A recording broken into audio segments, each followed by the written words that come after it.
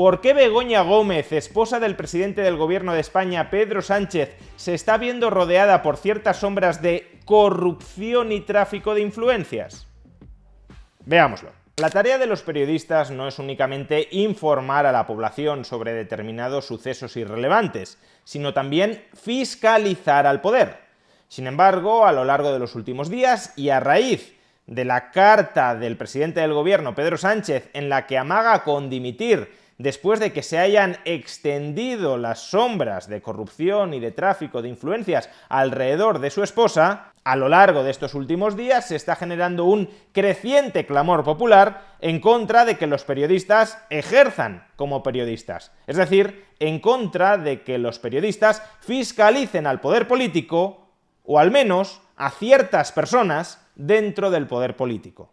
El propio presidente del gobierno, Pedro Sánchez, como presidente del gobierno, no como un ciudadano particular, sino como presidente del gobierno, como cabeza del poder ejecutivo en España, dio esta semana el pistoletazo de salida contra dos medios de comunicación independientes que se han limitado a investigar y a informar sobre actividades potencialmente sospechosas de la esposa del presidente del gobierno, Begoña Gómez, dio, como digo, el pistoletazo de salida contra estos dos medios de comunicación en su misiva en la que amaga con dimitir este próximo lunes. Decía Pedro Sánchez en esta carta: como ya sabrá, y si no le informo, un juzgado de Madrid ha abierto diligencias previas contra mi mujer, Begoña Gómez, a petición de una organización ultraderechista llamada Manos Limpias, para investigar unos supuestos delitos de tráfico de influencias y de corrupción en los negocios. Por lo que parece, el juez llamará a declarar a los responsables de dos cabeceras digitales que han venido publicando sobre este asunto. En mi opinión, son medios de marcada orientación derechista y ultraderechista. Démonos cuenta de que Pedro Sánchez se está limitando a descalificar el contenido de las informaciones de estos dos medios de comunicación, que son El Confidencial, un medio donde, por cierto, tengo el placer de colaborar, y The Objective. Pues bien, daos cuenta de que Pedro Sánchez, en lugar de dedicarse a desmentir, a contextualizar, a aclarar, a matizar las informaciones fruto de la investigación de estos medios de comunicación, a lo que se dedica es a descalificar el contenido de esas informaciones, meramente descalificando ideológicamente a estos medios de comunicación. Como son medios de comunicación de derechas o de ultraderecha, no pueden decir ninguna verdad. O aun cuando dijeran alguna verdad, es una verdad contrarrevolucionaria. Es una verdad que no podemos aceptar como personas de izquierdas porque es una verdad que atenta contra nuestro proyecto progresista transformador de la sociedad. Y ese proyecto es más importante que la verdad. Y después de este pistoletazo de salida contra dos medios de comunicación protagonizado por el jefe del Ejecutivo de España, repito una vez más, no por un ciudadano cualquiera, sino por quien controla todos los resortes del poder ejecutivo en España, acto seguido, diversos periodistas han suscrito un manifiesto contra el ejercicio del periodismo por parte de sus colegas. Personalidades como Rosa María Artal, Virginia Pérez Alonso, Maruja Torres, Gerardo Tc, Silvia Inchaurrondo, Manuel Rivas, Antón Losada, Rosa Villacastín, Jesús Maraña, Javier Gallego o Cristina Fallarás acusan a The Objective y al Confidencial de golpismo mediático. Los gobiernos se eligen en las urnas, no al golpismo judicial y mediático.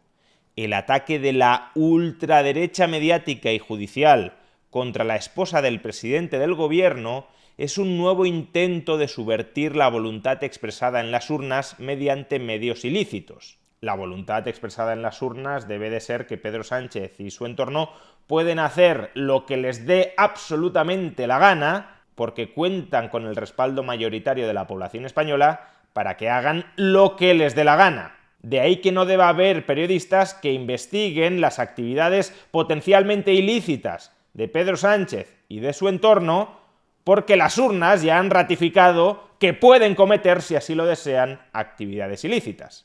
Las y los periodistas abajo firmantes invitamos a la sociedad civil a sumarse a este manifiesto y a movilizarse en las redes sociales y en las calles contra este atropello antidemocrático.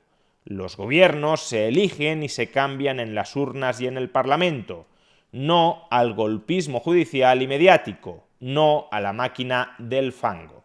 Pero exactamente ¿qué es esto de la máquina del fango? Cuando estos dizque periodistas que reniegan del ejercicio del periodismo, que cargan contra sus dizque colegas porque están fiscalizando o intentando fiscalizar al poder político, cuando estos dizque periodistas que se está poniendo en funcionamiento la máquina del fango, ¿a qué se están refiriendo exactamente?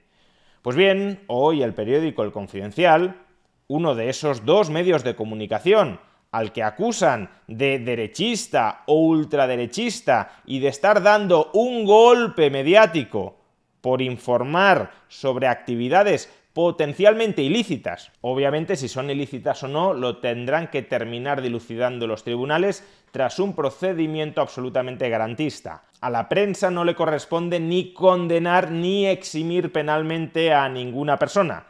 Lo que le corresponde a la prensa es informar e investigar.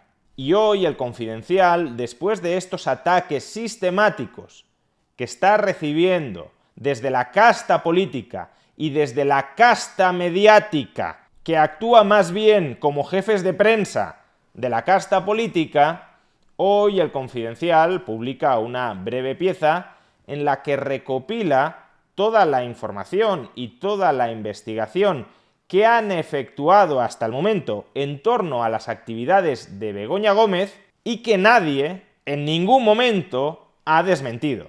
Hay otras informaciones en otros medios de comunicación que sí han sido desmentidas, que sí se publicaron por error, pero todas las informaciones fruto de una labor de investigación del Confidencial que voy a relatar a continuación no han sido desmentidas por nadie.